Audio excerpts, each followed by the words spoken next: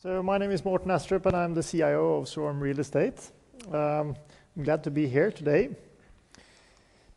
As always, please disregard everything I say today.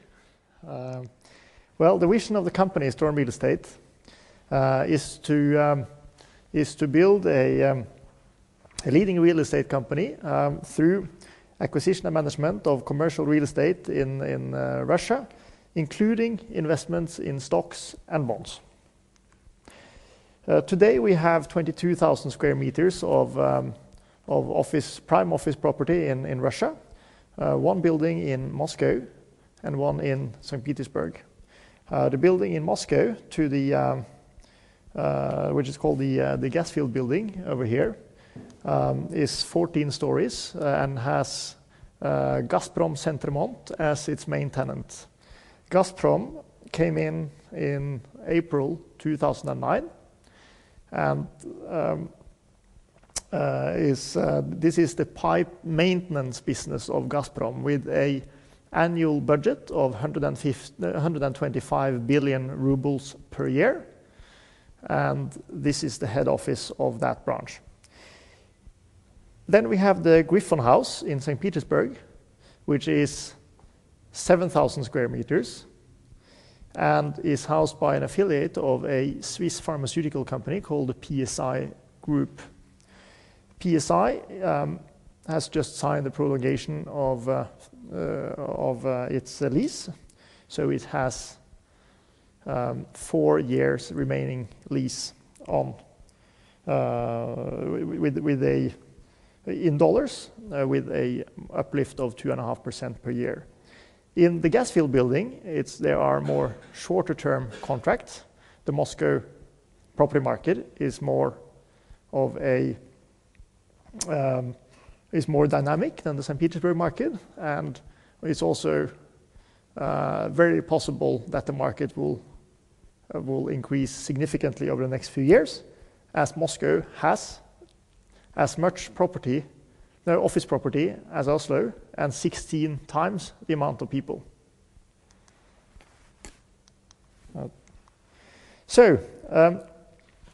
It takes in Russia it takes more time to buy real estate than in Copenhagen, and from time to time it might be cheaper to buy into stocks, investing in Russian real estate. It's a bit how I came in as an investor together with Storm Capital Management in 2008. We found a vastly undervalued stock in the market that is now Storm Real Estate, and bought into it at a heavy discount. So that's what we're trying to do again with our investing activities, and we have through Q4 and Q1 2011 bought shares for a bit more than $10 million in especially one company focusing on Russian real estate listed on a Western stock exchange. And the discount to NAV, according to what we can see on our purchase price, is roughly 70%.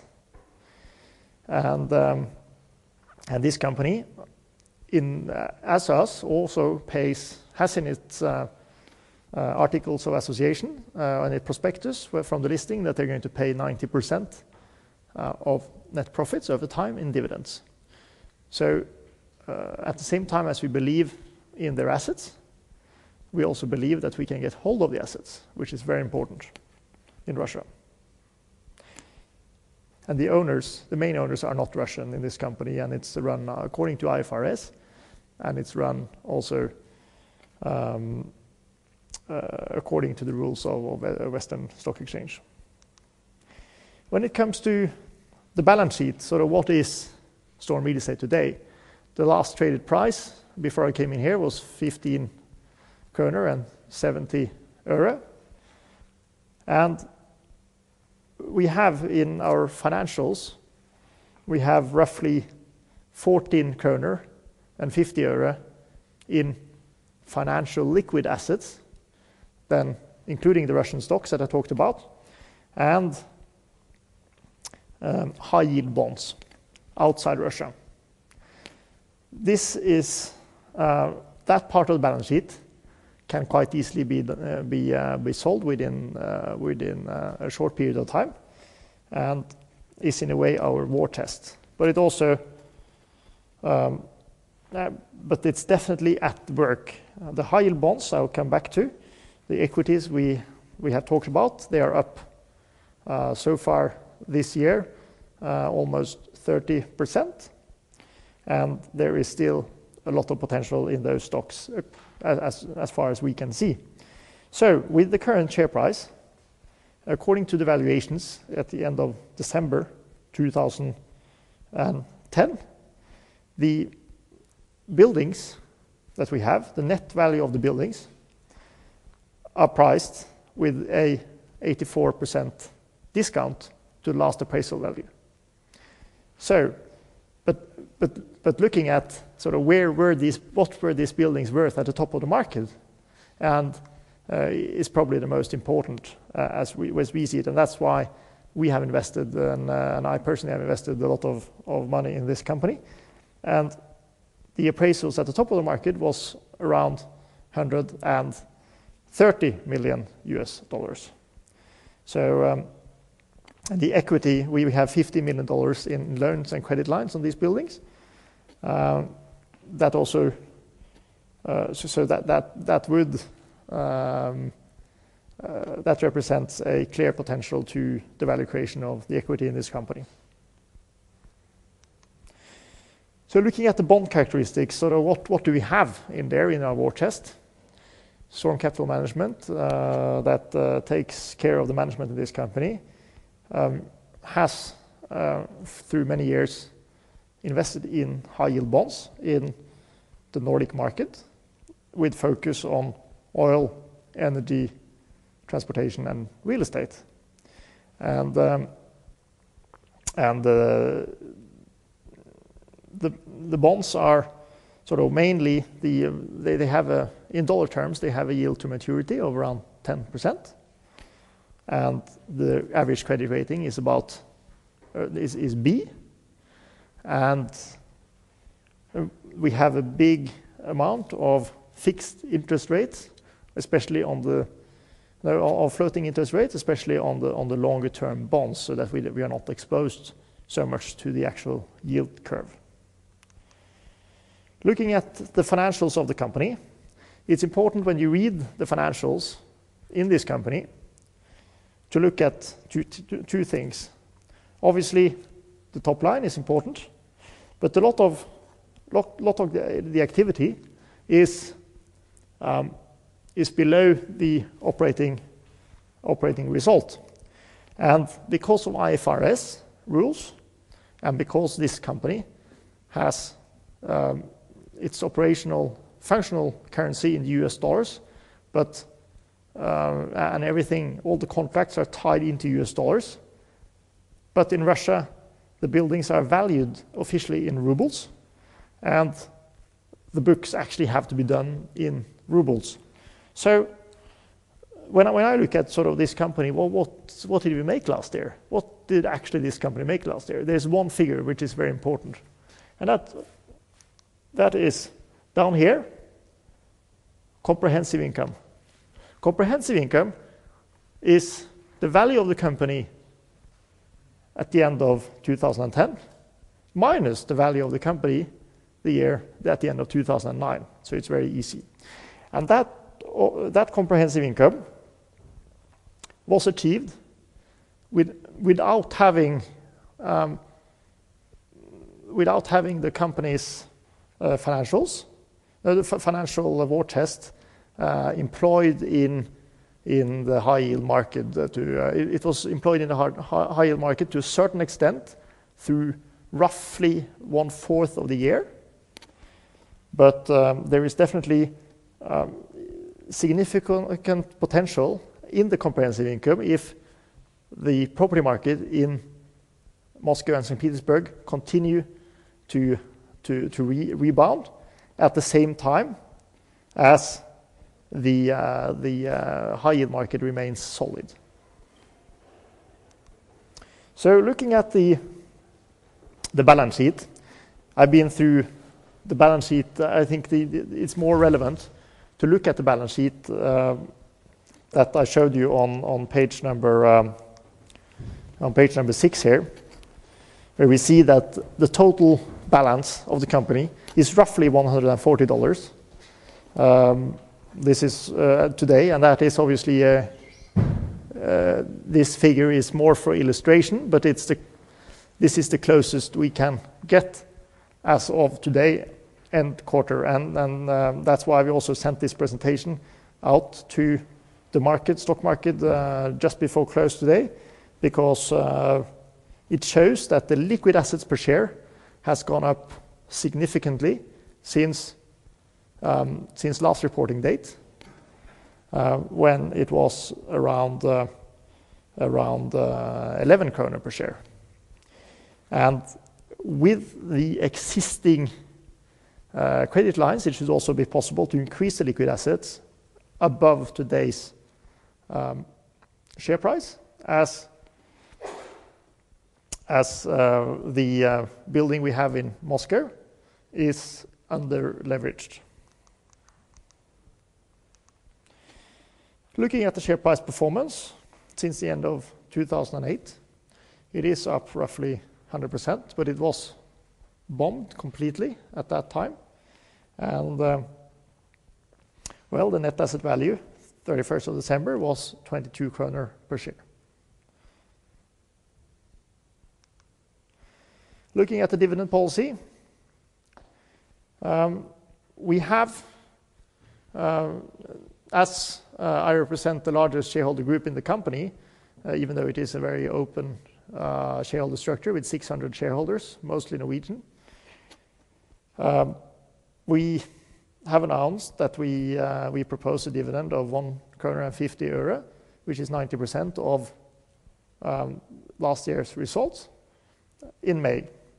It would be structured as a capital repayment so that no Danish investors will get dividend tax, as far as I can see, because it's the Norwegians will not charge tax on this, because in tax terms in Norway it is a payback of capital, and it is possible to continue paying back slightly more than 20 kroner per share in the same manner in the years to come.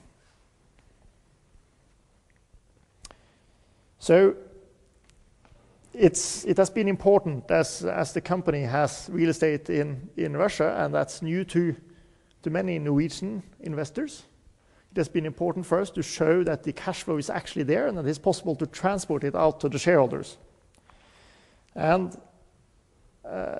it's also easier for people to understand what they have invested in when they can see the actual return coming in on their bank account. So, but looking at the top of the dividend policy, we have also, yesterday we announced to the stock exchange that 1.9 million shares, or 8.5% of the company's shares, which the company owned, were scrapped yesterday, which means that the company now can continue to resume a buyback program of another 8.5% of the company. And obviously, as we want to use our stock as a currency to expand in the future, we will continue to be concerned about the share price, and we will continue to buy back shares as long as we find those shares priced significantly below NAV as they are today. Looking at the operational structure of the company, we have a structure which is very common for Western companies investing in Russia. We have a head office in London, and where I'm based. I travel between London and Russia quite a lot, but where we have 8 people, we have 2 of them are advisory corporate finance people looking for possible deals, because there are I think our competitive advantage in this market is that we have both an international organization and a local organization, and that we therefore can obtain finance cheaper from Western banks than our Russian peers. We can also more easily be accepted if we approach our peer companies in Western Europe with and try to influence those companies, because we have a very open structure and nobody is afraid of entering such a structure. And in Moscow we have 6 people who are very competent in running the buildings, and also our ground force when we look at our peer companies with Russian real estate. So looking at the Russian economy, so we are up roughly 18% since the end of the beginning of 2009. The Russian RTS index is up 42%, and it's important to note that what's happening now in the Middle East is actually very, very positive in economic terms for Russia. Russia is more stable than many countries in the Middle East, obviously, at the moment. And 50% of the GDP in Russia is oil and gas. And the Russian RTS index is very, very closely correlated to the oil price. And Russia is also a company with very, very little public debt. So what's going on now is basically that the Russian people, and you can see in Russia when you're over there that the Russian people are getting more and more confident in that their model is actually working quite well, because they are watching television and they see what they call the American regime going down because of all the debt. And that adds to our belief that Russia has a stable future to come. And obviously there are risks in Russia, but the upside in the country is extreme. There are very, very few property markets where you actually can see that rent could double. If they double, they will only be back to where they were in 2007, and where yield levels can fall from today's around 10% down to maybe 7%, which were sort of where the yields were at the top of the market. And that obviously, for those of you who invest in real estate, that is quite clearly why it's exciting to be in this market. And also, many people are afraid of the political stability of Russia, and again that it takes that there is a risk when planning to build new buildings and so forth. And that's where it's great to actually have the buildings and not expose ourselves to development in any degree, because it takes roughly 5 years from you start to plan a building until you have the building, and during those 5 years it could be an economic upswing where the companies just have to sign a deal with you. So looking at, again, the indicators, now this is from Q4 10, and where we see that sort of it's estimated that Russia will have a GDP growth of around 4% in 2011. We think it will be higher than that because of the oil price. And we see that all indices of consumer confidence and so forth are improving. And you can see it everywhere you go in Moscow, especially that people are a lot more positive than they were 1 year ago. This chart, I'm afraid, PDF has destroyed a bit, but what this is the European office clock by Jones Lang LaSalle, and where we see sort of this is the property market in one cycle, and you see where the cities are, the different cities in Europe are and the world are placed. And we will see in St. Petersburg down here, the market is still sort of leveling out. And because it was built far too much real estate in St. Petersburg before the crisis, and they're paying the price for that now.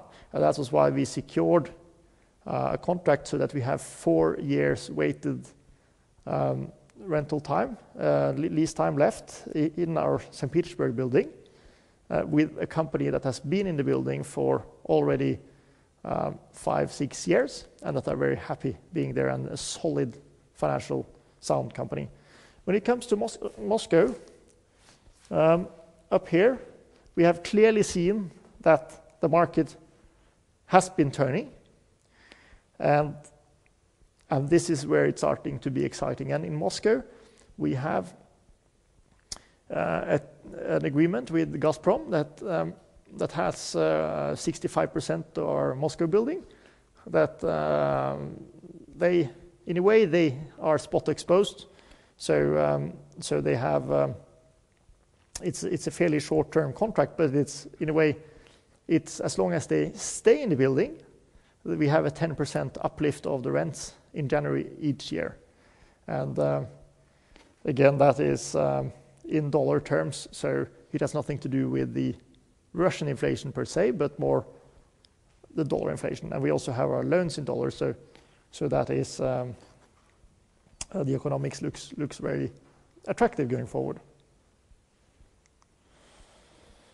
Yeah, looking at the office market again for Moscow, we see clearly that the take-up of new properties are a lot higher than new production in 2010 and 2011. But we also see that it will be a gap in 2012 because it happened nothing in Moscow until last year, or end of last year. It's only until very recently that some of the biggest developers managed to get new loans.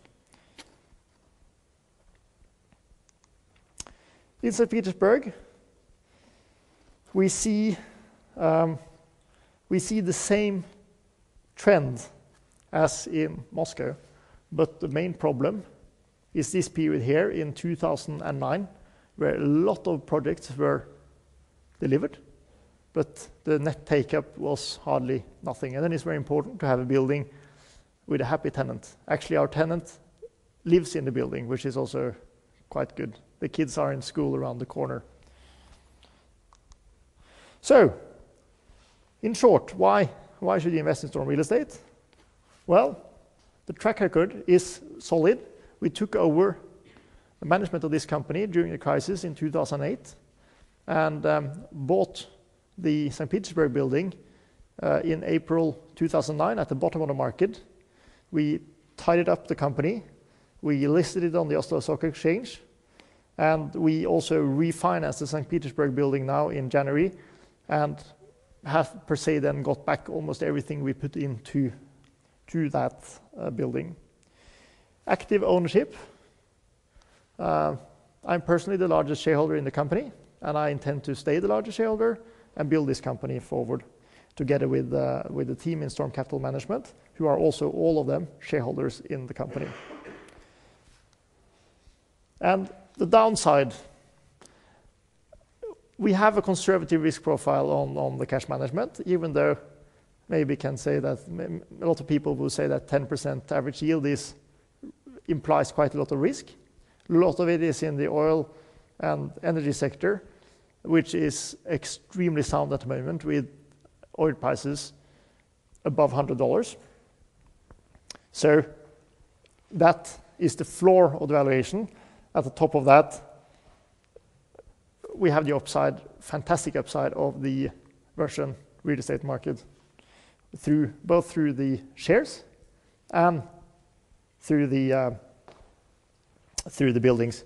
For example, the company that we have bought shares in just announced that they have signed a letter of intent to sell 2 buildings of the company, and the price that they get exceeds our purchase price with 50%. On top of that, they have tons of other property in Moscow and St. Pete. So, and they also announced that they would, as we do, buy back shares and pay dividends and develop their portfolio further. But it really, really shows that what we did was we found a complete dead duck, which is now starting to wake up. When it comes to dividend yield, it's important for us that people don't feel stuck in this company. It should be a safe and sound dividend yield, which is now just below 10% with today's share price, and it's after tax because it's payback. And we will continue to think about that because based in London with Luxembourg funds, it's very important for us because we have the same problem as the Danes would have with dividend tax. The balance sheet you've seen, it's strong. We will only compromise on that if we see very, very, very undervalued assets. And obviously that will not be a compromise actually because that will more add to the solidity than anything else. Looking at, it is a pure play exposure to Russian real estate with a war chest conservatively managed on the side to make sure that we have the size and the flexibility to do deals in the market, and as we get repriced, hopefully within next year, use our stock price as a currency towards the peers who are maybe not so clever as we are to make sure the shareholders are treated in the way they would like to. So here we are. Storm Real Estate, in our opinion, is ideally positioned to capitalize on the upturn in the Russian real estate market. Thank you.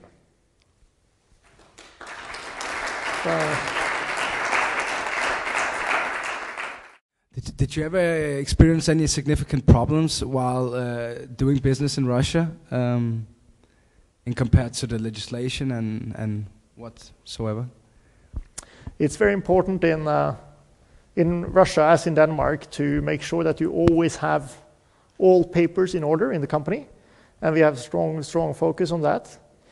We have had, as I think most people have, also in Denmark, questions from the authorities on the way. We have had no problems with the authorities so far in Russia, but it's because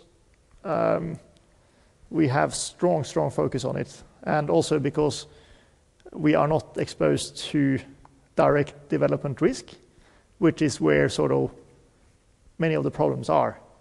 If you look at Russia, once the contracts are signed and sealed and stamped, they rank number 13 on OECD's or 18 on OECD's list over sort of contractual rights, and that shows that sort of once you have a real estate company up and running, it is more an asset play, and you just have to make sure that all papers remain in order. In the Q4 report, you wrote that you're looking at 5 properties. Can you give an update on that? Are you still looking at them, or what's going on? We're still looking at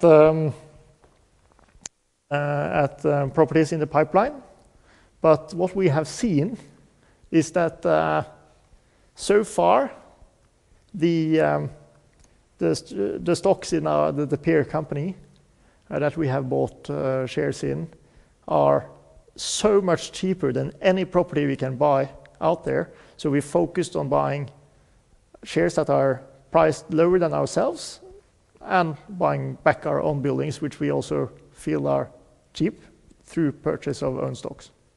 Do you have a target between owning an actual building, I mean the portfolio, between owning the actual building, or bond investments, or shares investments? Or could we risk that you one day will end up with 95% shares and no buildings in Russia? We think the buildings we have now have a big upside potential. We intend to keep them as we, at least for the horizon of 2-3 years, because we see an upswing in the Russian real estate sector. And the current strategy is to have at least 60% of the gross assets in directly owned buildings. Thank you.